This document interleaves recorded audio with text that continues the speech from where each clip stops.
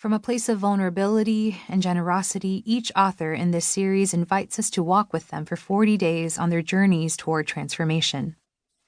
I hope you will not limit your listening to only your number. Hear about your spouse or a friend. Consider listening about the type you suspect represents your parents or your siblings. You might even want to hear about someone you have little affection for, but are willing to try to understand. You can never change how you see, but you can change what you do with how you see. On Being a Four. Welcome to 40 Days on Being a Four. I'm so glad you're here. You may have picked up this book because you recently discovered you are indeed a four. Or maybe you were browsing online for resources on the Enneagram, and this book popped up among the other brilliant authors in the Enneagram Daily Reflection series. You might be hearing this because you struggle with the fours in your life, or you are in close relationship with a four. Maybe you wanted to listen to an Enneagram book written by a woman or a person of color.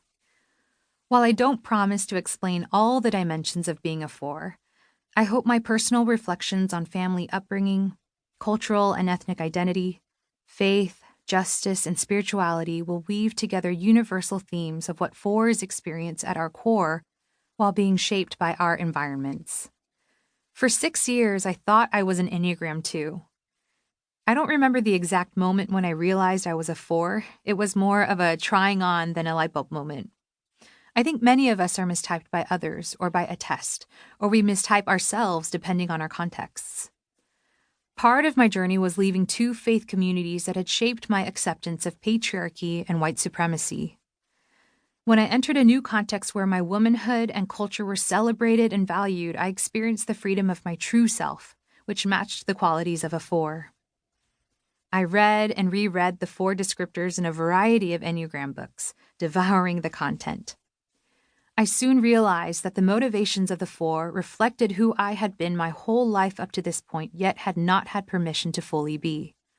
Examples ranged from small distinctions, such as my constant need to shape the mood or aesthetic of my home and workspace by lighting candles or rearranging decor, 4 see and cultivate beauty around us, to deeper issues, such as feeling like I'd never belonged anywhere. 4s grow up feeling like we're flawed. I also recognize my toxic, self-indulgent tendencies to escape the pressures of life and my way of moving toward the unhealthy patterns of a 2 when I'm in stress, among other patterns. I've been on a journey of living into my 4-ness for 5 years now, and it has been a tremendous road toward liberation and healing. At the same time, living into my true nature as a 4 has come with costs. I pleased many more people as a 2, and I've lost friendships along the way as I became more true to my 4-ness, reclaiming my needs, understanding my boundaries, and more fully living into my identity. It has also changed the way that I relate to God.